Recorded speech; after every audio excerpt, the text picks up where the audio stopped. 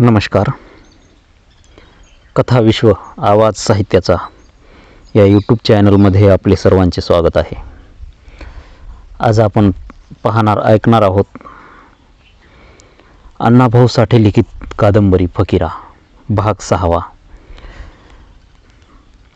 विष्णुपंत कुलकर्णी साताऱ्यात पोहोचले तेव्हा त्यांच्याबरोबर भैरू रामोशी होता. साताऱ्याचा घाट चढता चोरांची फार भीती असते म्हणून तो सनदी शिपाई या नात्यानं पंताबरोबर गेला होता. कचेरीपुढं त्यांना दुलारी मांग भेटला. त्यानं पंतांना नीट ओळखलं नाही, मात्र भैरूला चटकन हेरला आणि तो तावात पुढं आला. कंच्या गावचं त्यानं जवळजवळ आडवं उभं राहत विचारलं आणि पंत म्हणाले, आम्ही लांब तिकडे, पर गावाला नाव बी हाय का नाही. हे ऐकून भैरू चिडला. त्यानंही दुलारीला ओळखले. तो काहीतरी बोलणार इतक्यात पंत म्हणाले, आम्ही वाटेगावचे. का, तू कोण, मला ओळखला का. त्याचा हा प्रश्न ऐकून भैरू म्हणाला, नाही ओळखलं का. तू कोण, राजा बिजा आहेस की का. ते तुला आता दिसल, पण माझंच नाव आहे दुलारी वाघमारे. तू कोणही आहेस, वाट सोड. पंताचा आवाज चढला. तू कोण हे जाणून घ्यायला मी आलो नाही. मी प्रांत साहेबांना भेटणार आहे. ह्यानं त्या दिवशी मला मारलं, माळाच्या दगडाच्या पाया पडायला लावलं. दुलारी चिडून म्हणाला. आणि मग पंताच्या लक्षात आलं की हा त्या दिवशी खोताबरोबर आला होता. यालाच पकडून चावडीत ठेवला होता व भैरूला बरोबर नेऊन पाठवला होता. वाटेत भैरूनं याला मारलं म्हणून हा चिडला आहे. मग तू का आला होतास. पंत रागानं म्हणाले, आता वाट सोड, नाहीतर घोडा अंगावर घालीन. त्यांनी टाच मारली आणि गडबड वाढली. अधिकारी बाहेर आले आणि दुलारी नमला. पंतांना प्रांतानं ओळखून कचेरीत नेलं. भैरू एका झाडाखाली बसला. विष्णुपंत कुलकर्णी हा काटेकोर वृत्तीचा माणूस आहे याची सरकारी अंमलदारांना कल्पना होती. त्याच्याशी बोलताना जपून बोलावं लागतं हे लक्षात येऊनच प्रांत साहेबांनी बोलावयास सुरुवात केली. हां बोला, का येणं केलं होतं. मी दरवर्षी इकडं सज्जनगडावर येत असतो दर्शनाला, तसाच आलो होतो आणि तुम्हाकडे एक गऱ्हाणं घालायची पाळी आली. मग बोला ना, काय गऱ्हाणं आहे. प्रांत मध्येच म्हणाला. तुम्हाला पाहून मला आनंद झाला. काय सांगा. माझ्या गावाचा एक मांग 8-10 वर्ष बेळगावला नेऊन ठेवला आहे. बरं मग पुढं. प्रांतानं टक लावून पाहत प्रश्न केला आणि पंत म्हणाले, तो माणूस सनदशीर शिपाई आहे, त्याला इनाम आहे, परंतु तो बेळगावात आहे. त्याचं असं आहे. प्रांतानं मध्येच आपलं म्हणणं मांडलं. अशी माणसं वाईट असतात, त्यांच्या बाबतीत सरकार विचार करणार नाही. अशी म्हणजे कशी. प्रांतांनी प्रश्न केला. अशी म्हणजे चोरटी. प्रांत शांतपणे बोलू लागला. ही माणसं भुरट्या चोऱ्या करून जनतेला हैराण करतात. त्यामुळं लोकांचा सरकारवरचा विश्वास उडतो आणि इतर बंडखोर प्रवृत्तींना चेव येतो. म्हणून अशी माणसं नव्हे, ही जमातच डांबरट आहे, तिला क्षमा नाही. असं म्हणू नका. पंत समजावणीच्या सुरात म्हणाले, सरसकट गव्हाबरोबर किडं रगडणं हा राज्यावरचा विश्वास दृढ करण्याचा मार्ग नव्हे, असं माझं मत आहे. सरकारनं दुःख बघूनच डाग देणं न्यायाला धरून होणार आहे. मान्य आहे. प्रांत म्हणाला, अन्याय होऊ नये याची आम्ही काळजी घेत आहोत. मुळीच नाही. पंत एकदम म्हणाले, तसंच असतं तर सावळा मांग 10 वर्ष बेळगावला राहिलाच नसता. मुक्याचं जाणं कोण होत नाही. त्यानं त्या भागात अशांतता निर्माण केल्यामुळंच त्याला भुरटा चोर समजून नव्हे, ठरवून गुन्हेगार जमातीच्या कायद्यानव्हे हद्दपार केला आहे. त्यानं त्या भागात अशांतता निर्माण केली होती, याला पुरावा काय आहे. पंतांनी मोजक्या शब्दात प्रांताला पेच घातला आणि सावळा हद्दपार झाल्यापासून त्या भागात शांतता झाली आहे असं सरकारचं मत आहे का. हा पंताचा दुसरा सवाल ऐकून प्रांत बिचकला. तो म्हणाला, त्याला गुन्हेगार जमातीचा कायदा. पण तो इसम गुन्हेगार आहे का. पंतांनी लगेच प्रश्न केला आणि प्रांत म्हणाला, मी स्पष्ट बोलू. जरूर जरूर, तुम्ही गैरअर्थ काढू नका. प्रांत म्हणाला, मांग रामोशी जातींना हाताशी धरून काही उच्चवर्णीय लोक बेबंदशाही निर्मित आहेत. ते लोक खून दरोडे करतात आणि हे प्रतिष्ठित लोक आपली घरं सोन्यानं भरतात आणि तेच गुन्हेगार लोकांचं समर्थन करीत सुटतात. झालं तुमचं. पंत अगदी अशांतपणे म्हणाले, माझ्या भागात एकही दरोडा पडलेला नाही, तेव्हा माझ्या घरात सोनं येण्याचा संभव उरत नाही आणि मी एक गुन्हेगाराचं समर्थन करण्यासाठी आलेलो नसून एक सनदशीर शिपायाची न्याय्य बाजू सरकारच्या कानावर घालण्यासाठी आलेलो आहे. हे समर्थन नसून मी म्हटलं त्याप्रमाणे हे गऱ्हाणं माझे शब्द तुम्हाला लागले. प्रांत दिलगिरीच्या स्वरात म्हणाला. परंतु माझ्या म्हणण्याचा असा अर्थ घेऊ नका. नाही घेत. पंत चढत्या स्वरात म्हणाले. ज्या जमातीला स्वतःच्या जातीचं नाव सांगणं ज्या कायद्यानं अशक्य करून ठेवलं आहे, त्या जातीचं समर्थन करणारा दोषीही मानला जाणार याची मला कल्पना आहे. परंतु समर्थन करीत नाही हे लक्षात घेतलं तर मी दोषी ठरत नाही. म्हणून माझी विनंती आहे की सावळाची बाब गंभीर आहे, ती आपण विचारात घ्यावी, नाहीतर त्याच्या जमिनीचा लिलाव करण्याची तरतूद. हे ऐकून प्रांत स्तब्ध झाला. थोडासा विचार करून तो म्हणाला, पंत, मी सावळाची चौकशी करतो. असं म्हणून तो थांबला आणि एकदम आठवून परत म्हणाला, आणि हे परवाच तुमच्या गावच्या एका मांगानं म्हणे त्या शिगावच्या खोताचा हात तोडला. याचा अर्थ काय? हा काय प्रकार आहे? सरकार या गोष्टीचा गंभीरपणे विचार करीत आहे. हे ऐकून पंत म्हणाले, मग मी म्हणतो त्याही गोष्टीची तुम्ही खास नोंद घ्यावी की त्याच खोतानं जोगणीची वाटी घेऊन निघालेल्या एका मांगाचा रिवाज मोडून आमच्या हद्दीत शिरून डोकं मारलं आणि ते वेशीला टांगलं. ही फार लांबची गोष्ट नसून अवघ्या 10 वर्षापूर्वीची आहे. आणि तीच वाटी परत नेण्याचा प्रयत्न करीत असता त्याचा हातच मारला गेला, डोकं नाही. त्याचं डोकं सहज मारता आलं असतं आणि धार्मिक बाब म्हणून कायदाही काही करू शकला नसता. प्रांत डोळे विस्फारित म्हणाला, तुमच्या गावचे मांग इतके लढाऊ आहेत? आणि छाती काढून पंत म्हणाले, लढाऊ आहेत, भोरटे नाहीत. खोतानं ज्याचं शिर मारलं त्याच्याच मुलानं खोताचा हात तोडला. मी म्हणतो असं संयम पाळणारी जात दुसरी नाही. म्हणजे खोत ती जोगणी परत नेत असता हा प्रकार घडला तर? प्रांत म्हणाला. त्यावर पंत म्हणाले, आणि त्या कामी तुमचा दुलारी मांग त्या खोताला मदत करीत होता. आम्ही त्याला अटक करून सरकारी नोकर म्हणून सोडला. रिवाजाप्रमाणे त्याचंही डोकं मारणं सहज सोपं होतं. हे ऐकून प्रांताला राग आला. त्यानं लगेच दुलारीला बोलावून घेतलं आणि विचारलं, जोगणीच्या दंगलीत तू होतास? हो होतो, पण बघत होतो. खोटं बोलतो आहे हा? पंत म्हणाला. यानं ती वाटी हिसकून खोताला दिली. काय, खरं का? प्रांत डाफरला आणि दुलारी रडू लागला. तो केविलवाना चेहरा करून म्हणाला, मला बाबर खान साहेबांना सांगितलं. मग खोटं का बोललास? प्रांत चिडला. माझ्या गावचे मांग असे असले नाहीत, पंत म्हणाले. म्हणूनच म्हणतो मांग जात इथून तिथून सारखी धरता येत नाही, कारण मुळापोटी केरसुनी पैदा होत असते. मग प्रांत काहीच बोलला नाही. पंत उठून सज्जनगडावर जाण्यासाठी निघून गेले. कबूल केल्याप्रमाणे सातारच्या दपाटा बेळगावला गेला. सावळाच्या वर्तनाची नोंद सातारला आली आणि त्याची हद्दपारी रद्द केल्याचा हुकूम रवाना झाला. सावळा गावी आला तेव्हा नाचत आला. त्याला हर्षवायू व्हायची पाळी आली.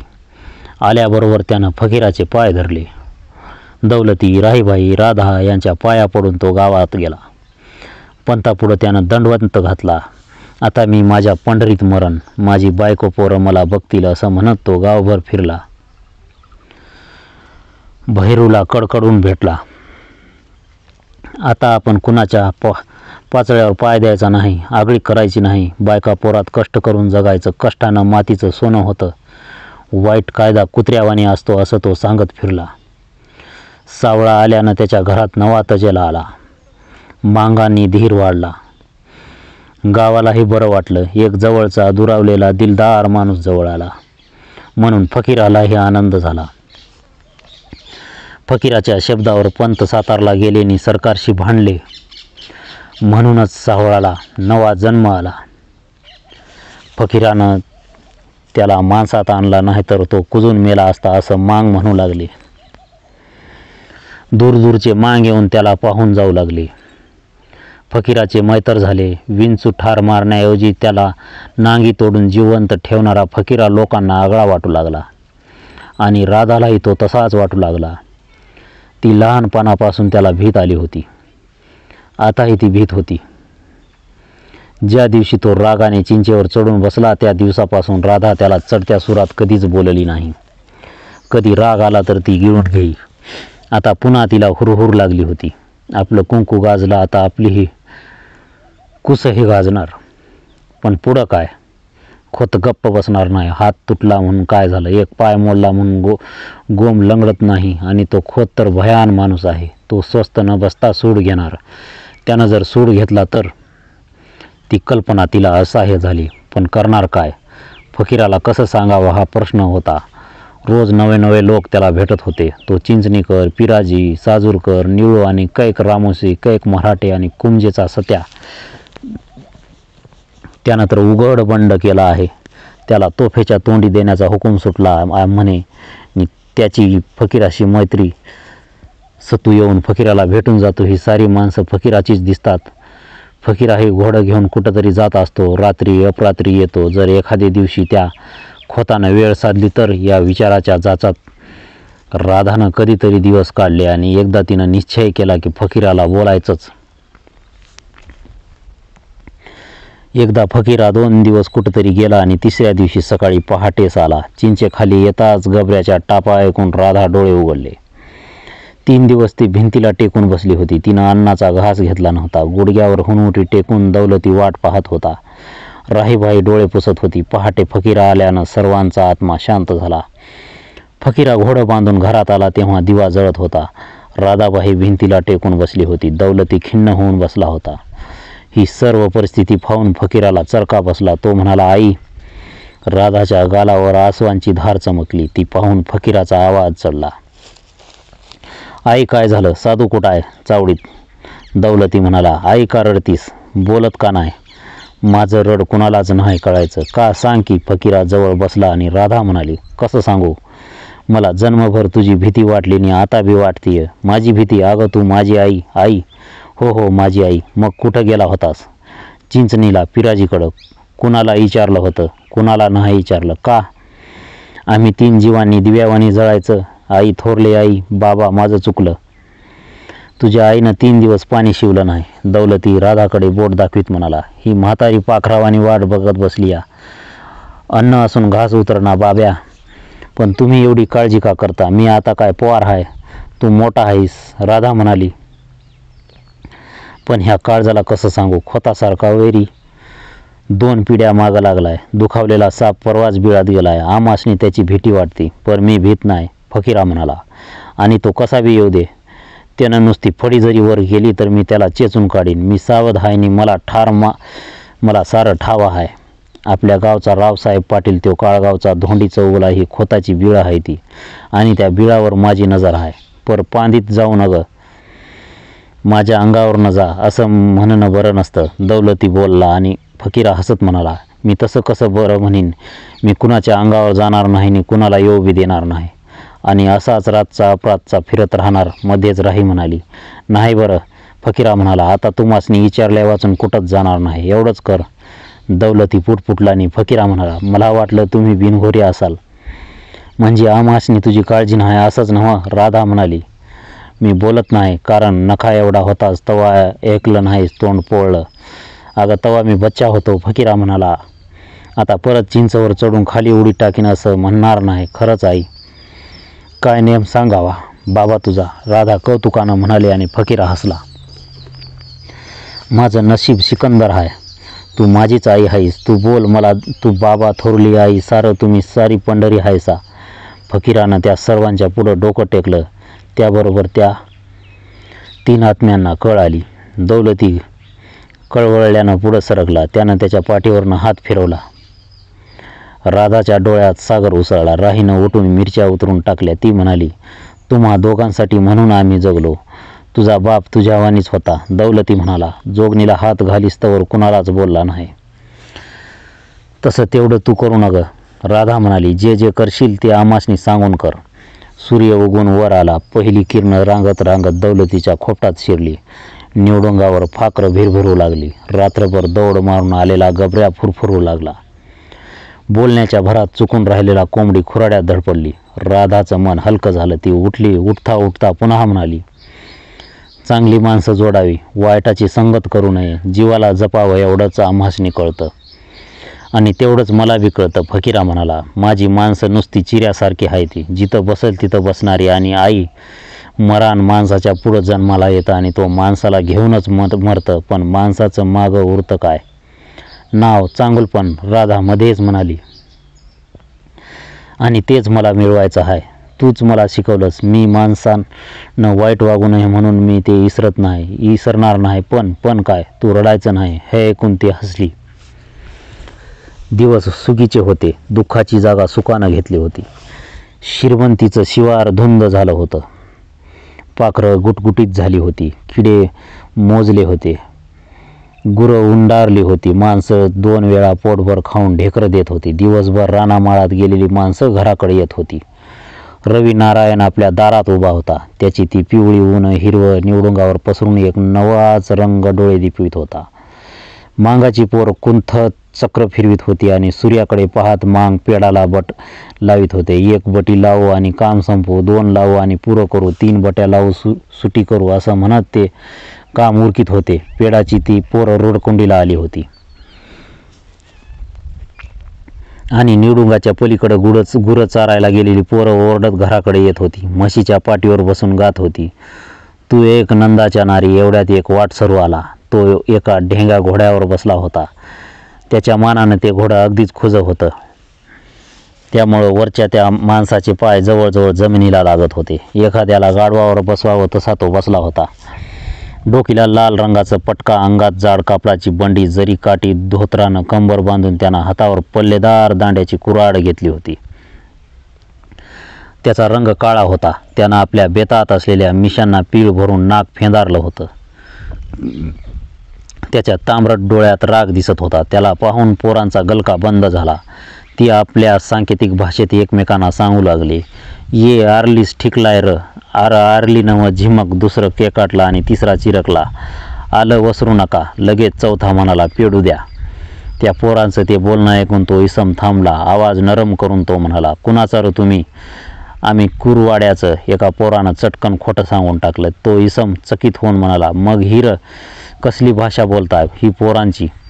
काय चोरांची? त्या हुशार माणसानं पोरांना चिमटा काढण्याचा प्रयत्न केला, पण बनलेली ती पोरं वठीत नाहीत. नाकाच्या मुरटा करून एक पोर म्हणालं, तुम्ही किवडा हायसा? नाही बा, मला ऐकू येतं की. मग पोरांची म्हणताना तुम्ही चोरांची कशी ऐकली? त्या पोरांना वाट सरोवरून डाव उलटीत आणला आणि ते पुढं म्हणाला, चोरांच्या मनात. हे ऐकून सारी पोरं हसली. माळ हास्यानं भरला. हिरमुसला वाटसरू म्हणाला, ये थट्टा करू नका. त्या फकीराचं घर कंचर? हा प्रश्न ऐकून पोरांना पुन्हा संशय आला. त्यांनी एकमेकांना डोळ्यांनी खुणावलं. एक पोर म्हणालं, तुमासनी कंचा फकीरा पाहिजे. वाटसरू पुन्हा पेचात पडला. बापजी मांगचा झिंग्या निवडुंगाच्या बेळ्यातून उंदराप्रमाणे निघून फकीराकडे पळाला. हात किती फकीर आहे ती? त्या वाटसरूनं पुष्कळ विचार करून विचारला आणि पोरं म्हणाली, हात 4 फकीर आहे ती. त्या पोरांच्या बोलण्याचा रोग त्या वाटसरूच्या डोकीत आला. ही सारी मांगाची पोरं असून ती आपल्याला गाढवात काढीत आहेत हे लक्षात येऊन तो म्हणाला, त्या 4 फकीरांच्या बापाचे नाव र काय? हे एक काळं हडकुळं पोर पुढं येऊन म्हणाला, मी सांगतो. एकाचं शिंग्या, एकाचं झिंग्या, एकाचं शिरंग्या आणि एकाचं मिरंग्या. ही नावं ऐकून सारी पोरं पोट धरून हसू लागली. काही लोळू लागली. वाटसरू भांबावून गेला. इतक्या वेळात त्या बेळ्यातून फकीरा माळाला आला. झिंग्या लंगोटी नीट करीत दूर उभा राहिला. सारी पोरं गप्प झाले आणि फकीरा म्हणाला, कोण गाव पाहुणं? आम्ही तिकडं काळगाव कुंजचं. कुणाकडं आलाय? फकीराकडं. काय काम आहे? मला कुंजच्या सत्तूनं पाठवलंय. सत्तूचं नाव ऐकून फकीरा चमकला. तो म्हणाला, सत्तूकडं मला तुम्ही दिसला नाही कवा? मी गोंधळी. मी गावगाव फिरत असतो. सत्तू माझा मैत्र आहे. त्यानं मला फकीराकडं पाठवलंय. मग मीच तो फकीरा. बोल, काय काम आहे? ए पोरांनो, जावा तुम्ही आता. पोरं गुरांना हाकीत गेली. गोंधळी घोड्यावरून उतरला आणि म्हणाला, सत्तूवर बाका प्रसंग उतरलाय म्हणून त्यानं मला तुमच्याकडं पाठवलंय. कसला प्रसंग? जर तुम्ही हातपाय हलवलं तरच सत्तूचा जीव वाचणार आहे, नाहीतर त्याची आशा नाही. गोंधळी खिन्न होऊन म्हणाला. फकीरा एकाएकी गंभीर झाला. तो म्हणाला, कसला प्रसंग सांगा तरी. चला सांगतो. ते दोघे घराकडे निघाले. आपला एक मित्र संकटात आहे हे ऐकून फकीरा बेचैन झाला होता. त्याची ती हकीकत ऐकण्यासाठी तो आतुर मनानं चालू लागला. गोंधळी चालता चालता म्हणाला, ही पोर कुणाची? मांगाची. मला सांगितलं कुरवाड्याची म्हणून. खोटं सांगितलं त्यांनी. हात फकीरा किती आहे? ती एकच मी. मला त्यांनी 4 सांगितली. फकीरा हसला. बरं, ती बोलत्यात बी निराळं. गोंधळी पुटपुटला. कसं? फकीरानं विचारलं. आरली म्हणजे काय? कुरवाडी. वरावला म्हणजे आला. ही भाषा आमच्या जातीची आहे. ही भाषा का म्हणून बोलता? सरकारी अंमलदारांनी कळू नये म्हणून. दोघे घरात आले. कुंजत घडलेला परखार गोंधळी सांगू लागला. बहादूरवाडीच्या दादा पाटलानं काल सत्तूला अटक केली आहे. साहेबाचा तसा हुकूमच होता आणि जेव्हा म्हणून सरकार विरुद्ध माणूस हाय तेवढा सारा कैद करायचा त्यांचा बेत आहे. सत्तूला कशी अटक झाली फकीरानं विचारलं. एका न्हाव्याकडे दाढी करीत होता. इतक्यात 50 लोकांनी त्याला अटक करून माळीला बांधून ठेवलाय. उद्याच तो सातारला निघणार आहे. ती ह्या अटकमागं समद पाटील आहे. ती गोंधळी म्हणाला आणि फकीरानं विचारलं, मला काय निरोप आहे सत्तूचा? निरोप आहे की माझ्यावर हत्यारानं उपकार करा, जर जगलो तर ते उपकार फेडीन. हा सांगावा ऐकून फकीराच्या वरमी बाण लागला. तो उद्विग्न होऊन म्हणाला, तुम्ही इतका उशीर का केला? काय करू, वाटच बंद होत्या. आता तुम्ही घाई करा, नाहीतर वारण्याचा खोरा एका मर्दाला मुकल. दादा पाटलाची किती माणसं आहे? ती 50 पर हत्यारबंद. हत्याराचं नाव नका मला सांगू. माणसं किती? 50. मग निघूया. फकीराला घाई झाली. दोघंच ते का? माणसं जमीत जायचं. फकीरा साधूला हाक मारून म्हणाला, सत्तूला सोडवायचा, माणसं काढणी निघा. कडूस पडला आणि सर्व गडी जमले. मुरा, बळी, ईश्वरा, किसन, भिवा, घम्या असे 25 जवान तयार झाले. गबऱ्यावरचं खोगी रावळीत फकीरा म्हणाला, घमाडी तू चिंचणीला जा आणि पिराला सांग म्हणावं दुपारी बहादूरवाडी ये. जा तू एक जण जाऊन हरिनी रामाला घेऊन या. सर्व तयारी करून तो राधाकडे गेला. तिच्या पायावर डोकं ठेवून म्हणाला, रागावू नग, माझा मायतर मरणाच्या दाढत आहे, त्याला सोडवाया जातो. बाबा थोरले आई एवढंच बोलून त्यांच्या पायांना त्यांना मिठी घातली. दौलती मग कापऱ्या आवाजात म्हणाला, जा पर जपून. कवा येणार? राधा आसुआवरीत म्हणाली, मी उद्या दिस बुडताना नक्की येईन. आम्ही तवर भाकरी खाणार नाही. राही म्हणाली, माझी काळजी करू नका, सांजला घरात आहे मी. फकीरा उत्तरला. सारी तयारी झाली. गबऱ्या खेकसला निघाला. राधाला हुंदका आला. ती मनातल्या मनात गबऱ्याला म्हणाली, बाबा माझ्या फकीराला टाकून येऊ नग, दोघं या नाहीतर. त्यावेळी फकीराचा घोडा दुडक्या चालीवर नाचत बहादूरवाडीची वाट चालत होता आणि फकीराच्या डोळ्यापुढं कुंजेचा सत्तू मरणाचा कानुसा घेत मळीला बसलेला होता. त्याच्या ओठावर बहादूरवाडी एवढेच शब्द नाचत होते. सूर्योदयाच्या आत बहादूरवाडी गाठायची, मग पुढं कसा वेढा घालायचा, सत्तूला मुक्त कसं करायचा आणि सूर्यास्ताच्या आत आईला कबूल केल्याप्रमाणे परत कसं फिरायचं याचा विचार करीत तो निघाला होता. कुमज गावाला वारणा नदीने एक पल्लेदार वळसा घेतला होता. त्या वळणदार अगदी वारण्याच्या कुशीत कुमज वसलं होतं. काळजाच्या वडीसारखी सुपीक जमीननी वारण्याचं पाणी यामुळं त्या खोऱ्यात कुमज हे कुबेराची अमरावती मानलं जात होतं. धरणी, पाणी आणि कष्ट याचा निसर्गानं सुंदर संगम घडवला होता. परंतु त्या कुंजेत सत्तूचं काहीच उरलं नव्हतं. तो वटल्या वृक्षासारखा झडझडीत होता. बापानं सारी जमीन चिलमीत घालून गांजाच्या व्यसनात फुंकून धूर करून टाकली होती आणि जमीन विकून त्याचा गांजा ओढीत स्वतःचा धूर कैलाशी रवाना केला होता. आजच्या कारकिर्दीतील घर आता मोडकळीस आलं होतं. सत्तूला फक्त आई होती. आईशिवाय त्याला आपलं म्हणाय जगात कोणीच नव्हतं. कुणाचा दळाकांड करून तर कुणाची घरं सारून, कुणाची खिळी शिंपून अशी अनेक कामं करून भोसल्याच्या बनाबाईनं आपल्या सत्तूला जगवला होता. जेव्हा सत्तू शाळेत 7वी शिकत होता तेव्हा बनाबाई घरोघरी जात होती. आयाबायांना सांगून सत्तूसाठी लोणचं, सांडगे, पापड मागून आणत होती.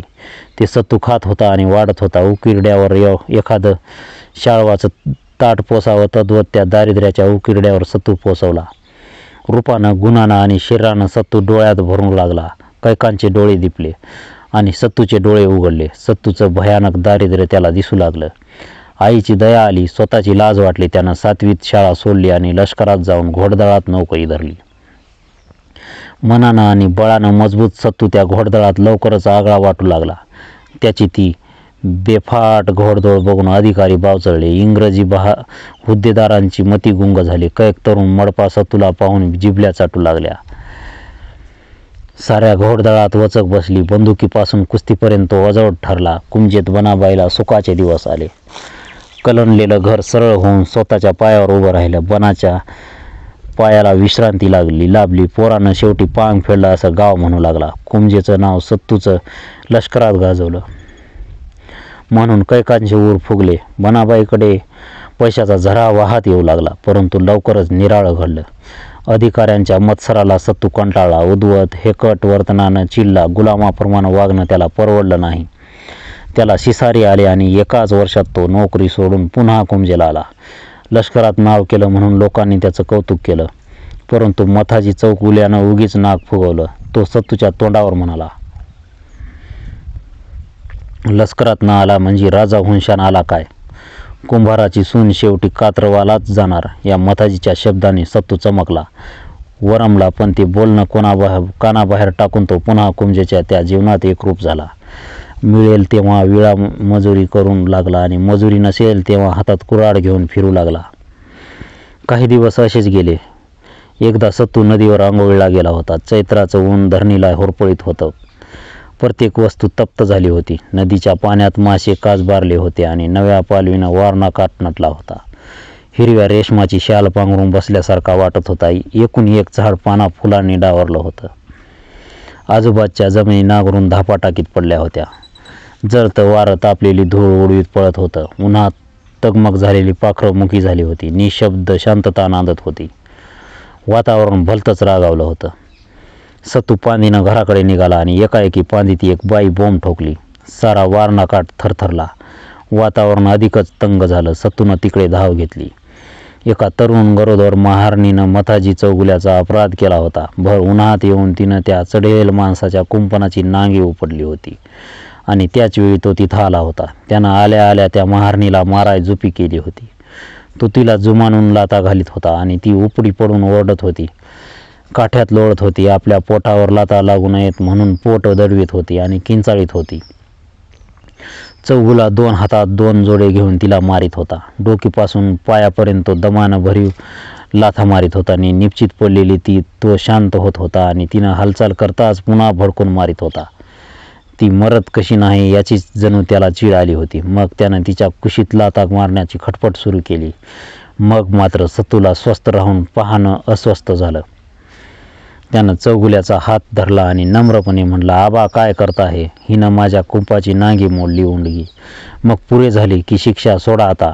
नाही मी हिला जीव मारणार. तू मागं सर. चौगुला हात सोडवून घेत मान नकारार्थी हलवीत म्हणाला आणि सत्तू म्हणाला, मग कुपासाठी माणूस मारता की काय? तू नग सांगू मला, मी जाईन फाशीला. चौगुला ती गरोदर हाय, चला. असं म्हणून सत्तूनं त्याचा हात धरला आणि चौगुला चिडला. त्यानं हिसका मारून सत्तूला दूर लोटला आणि एकदम खळून तो ओरडला, गुमानं जा. तो पुन्हा भडकला आणि त्या बाईला मारू लागला. उशीर निश्चित पडलेली बाय महारीण हंबरडा फोडून म्हणाली, माझ्या पोटात बाळ आहे, मला मारू नका. मी मरेन. मी परत हात लावणार नाही. महारणीच्या त्या किंचाळीनं सत्तूचं काळीज पेटलं. तोच चौगुला पुढं जाऊन म्हणाला, वराडतीस? मग वरडच तर. सत्तूच्या अंगाची आग झाली. तेव्हा चढत्या आवाजात म्हणाला, चौगुल्या ऐकायचं आहे की नाही? नाही ऐकत. चौगुला हातात जोडा घेऊन गरकन परत फिरला. भोव्या चढवीत डोळे वटारून तो म्हणाला, हिला जीव मारणार आणि मी तुला मारल्यावर? मग मार की. हातात जोडा घेऊन चौगुला तावानं पुढं गेला आणि हातातील कुऱ्हाड हवेत उंचावून सत्तू गरजला, चौगुल्या मर आता. आणि एकाच दणक्यात चौगुला पांदीला आडवा झाला. मग एकापाठी एक दणके बसत राहिले. कुंपणाच्या काटक्याप्रमाणे चौगुल्याच्या देहाची खांडोळी झाली. तो कधी मेला हे सत्तूला समजलं नाही. मग उशिरानं तो शांत झाला. त्यानं त्या महारणीला उठवून महारवाड्यात नेऊन सोडली आणि त्याच दिवशी कुमजही सोडली. सत्तू फरारी झाला. मानव हत्या घडली याची त्याला मुळीच खंत वाटली नव्हती. उलट आपण एक नेक कर्म केलं आहे असं त्याला वाटत होतं. आपल्यासारखी 50 माणसं जमून वारण्याच्या खोऱ्यात संचार करीत होता. चौगुल्यासारखा वाह्यात ताट माणूस उभा ठेवायचा नाही असं त्यानं निर्धारच केला आणि त्याच्या निपटावा आरंभला. मी म्हणणाऱ्यांना त्यानं चिरडून काढलं. सरकारच्या व्याजाच्या वह्याने गहाणखत जाळून कुळांना मुक्त करीत तो फिरू लागला.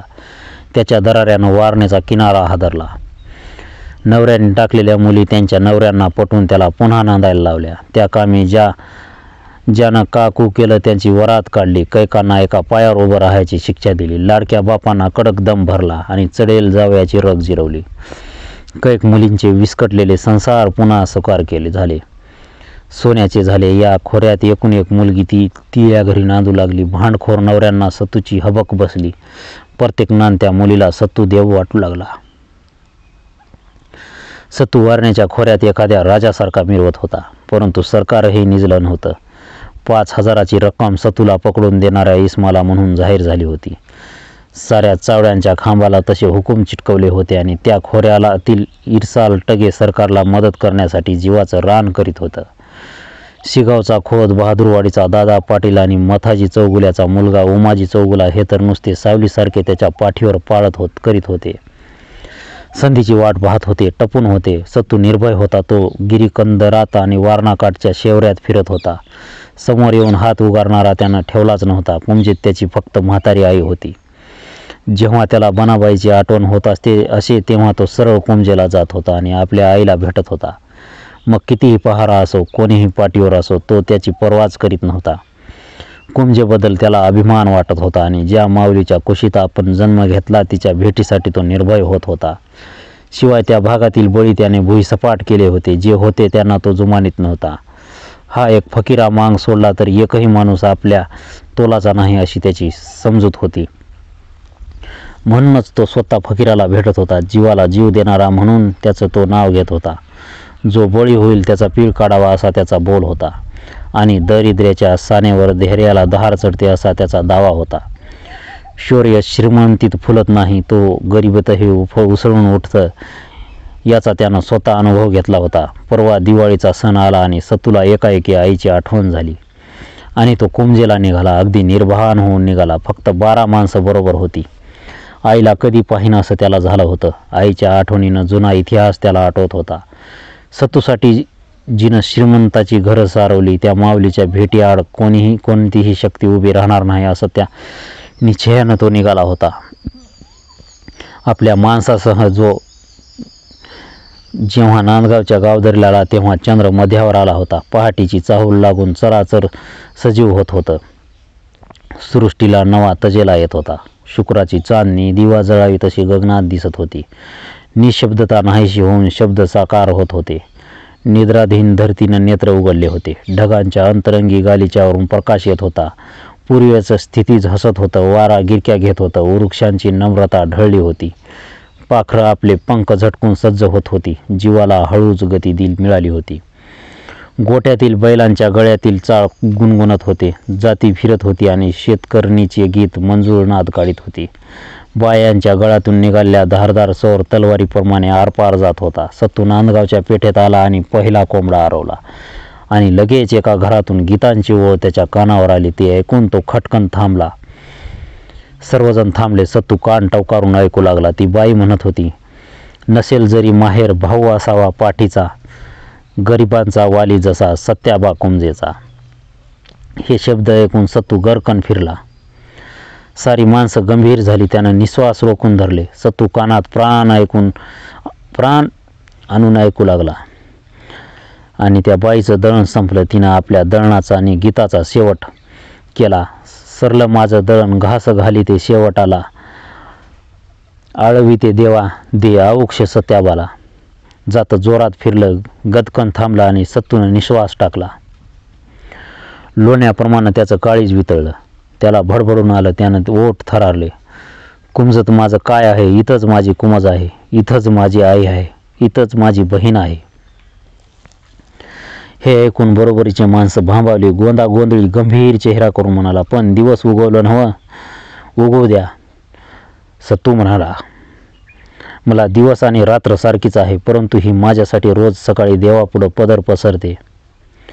मला औक्ष मागते आणि मी तिला जन्मात पाहिली नाही. तिला पाहिल्या वाचून मी कुंजेला येणार नाही. हे ऐकून गोंधळला. त्यानं विचारलं, मग काय करायचं म्हणता? जा आणि काकणासह कासारान लुगड्यासह दुकानदार घेऊन या. किंचित धावपळ झाली. सत्तू हे नाव ऐकून दुकानदाराची बोबडी वळली. लुगड्याचं दिंड बांधून तो चालू लागला. कासार पेटारं घेऊन आला आणि सत्तूनं दारावर थाप मारली. दार उघड. कोण आहे? आतून ती बाई म्हणाली, कुंजचा सत्याबा. सत्याबा हे नाव ऐकून ती पुढं झाली. तिनं दाराची कडी काढली आणि पिठानं भरलेला हात पुशीत ती त्याला पाहू लागली. सत्तूनं मटकन तिच्या पायावर डोकं ठेवलं. ज्याला तू रोज औक्ष मागतेस तो हा कुंजेचा सत्या तुझ्या पायावर डोकं ठेवीत आहे. सत्तू म्हणाला आणि त्या बाईच्या डोळ्यातून दोनच आनंद अश्रू त्याच्या पाठीवर पडले. पेठेत गडबड झाली. आळी उठली. हा हा म्हणता गाव गोळा झाला. लोकांनी सत्तूला सोप्यात बसवलं. त्याच्या नवक्या बहिणीनं आरती आणली आणि त्याला ओवाळलं. आज दिवाळीची भाऊबीज आहे. एक शेतकरी उद्गारला आणि सत्तू म्हणाला, अगदी भाऊबीज दिवशीच मला बहीण मिळाली. त्यानं त्या आपल्या बहिणीपुढं 5 लुगडी ठेवली. तिला काकणं घातली. सुरती रुपयांनी तिची ओटी भरली आणि तो उठला. म्हणाला, मला औक्ष मागत राहा, मी जातो. ती काहीच बोलली नाही. तिचा कंठ उगीच दाटला. आपला सख्खा भाऊ कुठंतरी दूर निघाला असं तिला वाटू लागलं. सत्तूनं नांदगाव सोडले. सूर्योदयाला सत्तू कुंजेत आला. त्याला पाहून आईला आनंद झाला. दिवाळीचा सण तिनं त्याला जेव ओवाळला. बरोबरच्या सर्व लोकांसह तो जेवला. त्याला निघण्याची घाई होती. तो बनाबाई तक्रारीच्या सुरात म्हणाले, उगीच मारलास त्याला. कुणाला? सत्तूनं विचारलं. त्या चौगुल्याला. उगीच, आणि त्यानं ती महारीन मारली असती. ती सरकारनं त्याला शिक्षा दिली असती. अगं पण कधी? ती बाई मेल्यानंतरच ना. सत्तूनं मध्येच आईला अडवून म्हणाला, आणि 1 नव्हे 2 माणसं नाहक मेली असती. त्याऐवजी तो एकटा मेलेला वाईट नाही. परंतु हा वनवास तुझ्या नशिबी आला ना. आई दुःखी अंत करणारी म्हणाली. तो एकटा मेला खरं, पण मी एकटा नाही. सत्तू म्हणाला, माझ्यासाठी 2000 मरतील. येऊ दे कुणीही. मी हयातभर लढत राहीन. मी फौज बनवून लढत राहीन, कारण मी चूक केलीच नाही. बनाबाई गप्प झाली. पुन्हा बोलली नाही. जेवण झालं आणि सत्तूनं कुमच सोडलं. संगची माणसं पांगावली आणि गोंधागोंधळी बरोबर घेऊन तो विश्रांतीसाठी बहादूरवाडीत बाबा नाव्याकडे गेला. सत्तूचे अनेक इनामी मित्र होते. त्यापैकी एक बाबा नावे हा होता. त्यानं सत्तूची सोय करून दिली. दुपारी सत्तू तिथेच झोपला. रात्रीच्या जागरणामुळे त्याला सडकून झोप आली आणि गोंधा पहारा करीत बसला. बाबा आपल्या उद्योगाला गेला. कितीतरी दिवस पाळतीवर असलेला दादा पाटलाच्या गावातच वाघाच्या घळीत आयता सत्तू आल्याची बातमी पाळतीवरच्या लोकांनी दादाला दिली आणि त्याला आनंद झाला. त्यानं लगेच माणसाची जमवाजमव सुरू केली. एवढ्यात सत्तूचा पिछा करीत करीत उमा चौगुला येऊन दाखल झाला. त्यामुळे त्या दोघांनाही धीर आला आणि त्यांनी 50 माणसं घेऊन भर दुपारी त्या घराला गराडा दिला. उमानं आपल्या लोकांना सांगून ठेवलं, जिवंत नाही तर मुर्दा पाडा. घराभोवतीच गलका ऐकून गोंधळी सरकला. त्यानं सत्तूला जागा केलं. दादा पाटलानं आणि उमा चौगुल्यानं घर वेढलं आहे हे ऐकून सत्तू क्षणभर खिन्न झाला आणि लगेच त्यानं पुढची तरतूद केली. गोंधळी भरमिष्ठासारखा बाहेर पाहत होता. त्याला सत्तू म्हणाला, आता काय करायचं? बाहेर पडूया आणि मोहर येईल त्याला कांडीत निघूया. गोंधळी लढाईला तयार झाला. त्यानं कुऱ्हाडीचा दांडा ठोकला आणि सत्तू म्हणाला, तसं निघता येणार नाही. आपण 2 माणसं किती लढणार? हे ऐकून गोंधळ्याचा जोर एकदम ओसरला. तो गडबडीनं म्हणाला, मग काय करू? बोला. सत्तू विचार करून म्हणाला, त्याचं सारं लक्ष माझ्यावर आहे. ती सरळ जाऊन त्यांच्या हवाली होतो. तुम्ही मागच्या दारानं बाहेर पडायचं आणि लगेच आपली माणसं जमून या बहादूरवाडीला वेढा घालायचा. आकारामनी आनंद पाटील यांनी बहादूरवाडीची पिसू बाहेर जाऊ द्यायची नाही. मी काय म्हणतो ते लक्षात येत नाही ना? हो हो, गोंधा म्हणाला. आणि तुम्ही लगेच वाटेगावला गाठा. फकीराला भेटा आणि त्याला हे सर्व सांगा. बोलता बोलता सत्तू गंभीर झाला आणि चटकन उठून आपली कुऱ्हाड घेऊन म्हणाला, फकीराला सांगा, म्हणावं कुंजाच्या रस्त्यावर हत्यारानं उपकार करण्यासाठी लवकर ये. मग मी जाऊ? गोंधळी चाचरला आणि सत्तू म्हणाला, जा खरं, परंतु मध्यरात्रीपर्यंत फकीरा इथं आला पाहिजे. मी निघालो पुढं. असं म्हणून तो सरळ अंगणात येऊन उभा राहिला. कुऱ्हाडीशिवाय सत्तू दारात आलेला पाहून उठलेल्या कुऱ्हाडी दबल्या. 50 माणसांनी एकदम मुरकंड देऊन त्याला पकडला. तो जिवंत सापडला म्हणून उमाला आनंद झाला. परंतु हा वाघ एकाएकी इतका नरम कसा आला याचा आश्चर्य वाटून दादा पाटलाला धक्काच बसला. त्याचा चेहरा खरकन उतरला. त्याने सत्तूच्या मुसक्या बांधल्या आणि लगेच तालुक्याला रवाना करण्याचा विचार केला. परंतु भर दुपारी सत्तूला घेऊन जाणं सोपं नव्हतं. त्यात वाटेत सत्तूची माणसं हल्ला करतील या भीतीनं सरकारात खबर देण्यासाठी एक माणूस पाठवून सरकारी मदत येईपर्यंत सत्तूला मळीला नदीकाठाला बांधून ठेवावा असा बेत करून त्यांनी त्याप्रमाणे केलं. माणूस तालुक्याला गेला आणि उमा व दादा हे सत्तूला घेऊन दाट शेवऱ्यातच नदीकाठी मदतीसाठी वाट पाहत बसले. 5000 आपल्या वाटणीला किती येणार याचा कैक मनातल्या मनात आकडा जुळवीत होते. रात्र उलटत होती. नदीकाठचा गारटा पिसाळ झाला होता. शेवरीच्या बारीक पानांचा दाट गर्दीतून चंद्रप्रकाश खाली उतरत नव्हता. त्यात आता चंद्र मावळण्याच्या बेतात होता. वारणाकाठ मलिन झाल्यासारखा वाटत होता. किंजाळ, उंबर, जांभूळ या झाडांच्या सावल्या अंधारात भर घालू लागल्या होत्या. नदीच्या धारेत मासे धडपडत होते. पाणी खळखळाट करीत होतं. कुठंतरी दळदळ हसवून पडत होती. त्यामुळं खेकड्यांच्या बिळात शेपटी घालून बसलेला कोल्ह भिवून भन्नाट पळत होतं. बाजूला दादा पाटील घोंगड्यांची भाळ मारून कुऱ्हाड पोटाशी धरून बसला होता. उमा भाकरीसाठी गावात गेला होता आणि एका मकानाच्या खोपीत सत्तू निश्चल पडला होता. गोंदा अटक कुठं असेल, त्यानं कुठपर्यंत दौड केली असेल. ठरल्याप्रमाणे झालं असेल तर ठीक, नाही तर मग मरण टळणार नाही असा विचार करीत होता. इतक्यात उमा आला. त्यानं आणलेल्या भाकऱ्या लोक खाऊ लागले. तो दादा पाटलाजवळ जाऊन बसला आणि म्हणाला, कसला विचार करता पाटील? खरं सांगू, सतूला पकडून इस्तू पदरात बांधून घेतल्यासारखं वाटू लागलंय. परका? उमा उत्साहानं म्हणाला. माणूस आता तालुक्याला पोहोचला असला तर सकाळपर्यंत बाबरखान फौजदार नक्की येईल. भीता का? आपला माणूस तालुक्याला गेला असेल असं कशावरून म्हणता? दादा पाटील कन्हात म्हणाला. सत्तू हातू लागल्यापासून माझी धडकीच भरली आहे. त्याला लष्करी माणूस आहे का?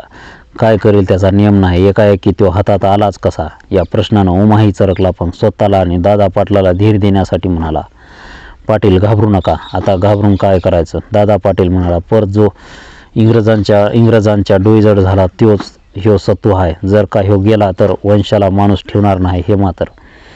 या बोलण्यानं उमाला दादाची चीड आली. तो खिन्न झाला. सूर्योदयापर्यंत आपण गुमान सत्तूचं डोकं मारून मोकळं व्हावं असा एक विचार त्याच्या मनात आला आणि दादा पाटील म्हणाला, सत्तूला आपण ठार जरी मारलं तरी आपला जीव वाचत नाही. आपल्या मनातील विचार याला ऐकू गेला की काय अशी शंका येऊन उमा चटकन उठला. त्याबरोबर हा सत्तूचा खून करील अशी दादाला भीती वाटली. फकीर आणि गोंधळी माणसं जमिनीत बहादूरवाडीच्या गावदरीला आले होते. फकीरा आपल्या पांढऱ्या शुभ्र घोड्यावर बसला होता. साधू, सावळा, पिरा, मुरा, बळी अशी 50 माणसं दौडत होती. फकीराचं घोडं दुडक्या चालीवर पळत होतं. गावदरीला एक माणूस आडवा आला. त्यानं विचारलं, कोण चाललंय ते? कोण? आकाराम. गोंदाचा आवाज ओळखून तो थांबला आणि फकीरानं घोडं उभं केलं. मग गोंदानं विचारलं, हं कसं काय? सत्तू कुठं आहे? मळीला पानवट्याच्या वरल्या शेवऱ्यात. आकाराम म्हणाला, उमाचा इशम तालुक्याला जाताना आम्ही पकडून ठेवलाय. आम्ही आता मळीला येडलिया. शाबास, फकीरा म्हणाला. हां चला. त्यानं टाच मारले आणि ते सर्व पांदीनं मळीकडे निघाले. फकीरानं वास घेतला. माशांचा हिवळ वास आला. शेजारी भुयांची घरं दिसत होती. त्यांची जाळी कुपावर वाळत पडली होती. फकीरा सावळाला म्हणाला, सावळू नाना त्यातली 2 जाळी घे आणि चल. ते पानवाट्याला आले. फकीरानं आपलं घोडं किंजाळात बांधून कंबर बांधली. सावळा आणि बळी यांनी भुई होऊन ड्युटी घेऊन नदीनं वर यायचं आणि बाकीच्या लोकांनी जिथं सत्तू आहे तिथपर्यंत गुमान जायचं आणि उमा चौगुल्याच्या लोकांचं लक्ष त्या दिवट्याकडे वळताच हल्ला चढवायचा. असा सारा बेत करून तो आपापल्या मार्गाला लागले.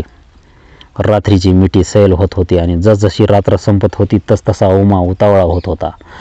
तो बावरून कानोसा घेत फिरत होता. एकाएकी नदीत खळखळाट झाला आणि उमा डाफरला, कबीरा जी. कबीरा धावत आला. काय दिसलं? दरड कोल मोनली पाण्यात. 10 जण खोपीजवळ असा. जा. कबीरा गेला. थोड्या वेळानं सावळा आणि बळी नदीनं वर आले. त्यांच्या हातातील दिवट्या पाहून उमा चमकला. त्यानं निजलेल्या दादाला उठवलं. एवढ्यात एक इसम धडधड धावत आला. काय र, काय झालं? उमानं विचारलं.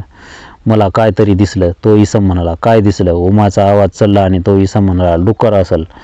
मग डुकरासारखा पळतोस का? उमा रागावला आणि त्या दिवट्याजवळ आला. त्याचा गंभीर प्रकाश वारण्यावर थरथरू लागला. त्या प्रकाशात झाडांच्या सावल्या झोके खाऊ लागल्या. उमानं दरडावून विचारलं, कोण आहे ते? आम्ही भुई आहे. त्याबरोबर सर्वच लोक त्या दिवट्याकडे पाहत राहिले आणि फकीरानं एकदम हल्ला चढवला. दनादन कुऱ्हाडी आदळू लागल्या. आलं, मेलो, धावा एकच दंगल उडाली. धडाधड माणसं कोसळू लागली. हातात तलवार घेऊन फकीरा चपळाईनं पुढं धावला आणि पुढं उमानं तळहातावर थुंकून कुऱ्हाड फिरवली. तो खोपीकडे मटकन निघाला आणि गोंधळी फकीराला म्हणाला, दाजी उम्या आला, येऊ दे. असं म्हणून फकीरानं उमावर झेप घेतली. तोच साधू ओरडला, पाडा त्याला खाली. मुरानं उमाला मध्येच अडवला. फकीरानं सत्तूचे दोर कापून त्याला मोकळा केला आणि आकारामानं एका कुऱ्हाड त्याच्या मुठीत दिली. ती मुठी तावळीत सत्तू म्हणाला, हां आता मागं सरा. कुठं आहे उमा चौगुला? मुरानं उमाला जखमी केला होता. दादा पाटील पायाला कुऱ्हाड लागल्यानं लंगडत माघार घेत होता आणि जेव्हा सतू सुटल्याचं सर्वांच्या लक्षात आलं तेव्हाच एकच पळापळ सुरू झाली आणि उमा आणि दादा यांनी नदीत उड्या घेतल्या. साऱ्या शेवऱ्यात उमाची माणसं पांगली. रात्री पळत्याचा पिच्छा करू नये म्हणून फकीरानं आपली माणसं एकत्र केली. दंगल शांत झाली. फकीर आणि सत्तू दोघे होते म्हणून उमा पळाला नाही तर त्यानं कहर केला असता याची सर्वांना कल्पना होती. सर्व लोक एकत्र आल्यानंतर सत्तूनं हातातील कुऱ्हाड टाकून फकीराला मिठी मारली आणि तो म्हणाला, नाईक तुम्ही आला म्हणून हा सत्तू वाचला. आता तुम्हाला माझी काया बहिणी हा सारा वारणाकाठ दुवा देईल. ह्यो दुवा देण्याचा सवाल काय? फकीरा मांग म्हणाला. दगडाला दगडाची गरज लागते आणि मी तर माणूस आहे, अशी माणसं थोडी असतात. सत्तू म्हणाला, तुम्ही माझ्यावर उपकाराचा डोंगरच रचला आहे. आता माझी एक विनंती. काय? फकीरा हुंकारला आणि सत्तू म्हणाला, असंच तुमच्या मदतीला येण्याची मला संधी द्या, मी धावत येईन. तो क्षणभर थांबला आणि पुन्हा समोरच्या वारण्यावर बोट रोखून म्हणाला, ही वारणाच वळवून तुमच्याकडे आणीन. फकीरा काहीच बोलला नाही. ती सर्वजण नांदगावच्या रोखानं चालू लागले. नांदगावच्या गावदरीला येताच पहिला कोंबडा आरवला. ते सर्व थांबले. तिथून फकीराची वाट फुटून वेगळी होत होती. फकीराला पुढं जायची घाई झाली होती आणि सरीला माझं दळणं घास घाली ते शेवटाला आळवी ते देवा दे औक्ष सत्याबाला या गीताचे स्वर सतूच्या कानात घुमत होते. दोघांनी एकमेकांचा निरोप घेतला. फकीरा पुढं पश्चिमेकडे निघाला आणि पूर्वेला प्रकाशानं हालचाल आरंभली. ढगांच्या पायगड्या तुडवीत तो पुढं येऊ लागला. शुभ्र घोड्यावर बसून आपल्या घरी निघालेल्या फकीराची पाठमोरी आकृती पाहत सतू उभा राहिला. मग तो गोंधळ्याला म्हणाला, रोज पहाटे औक्ष मागणारी बहीण असावी आणि भाऊ हा असा फकीरासारखा असावा. सुदैवानं मला दोघंही आहेत. चला.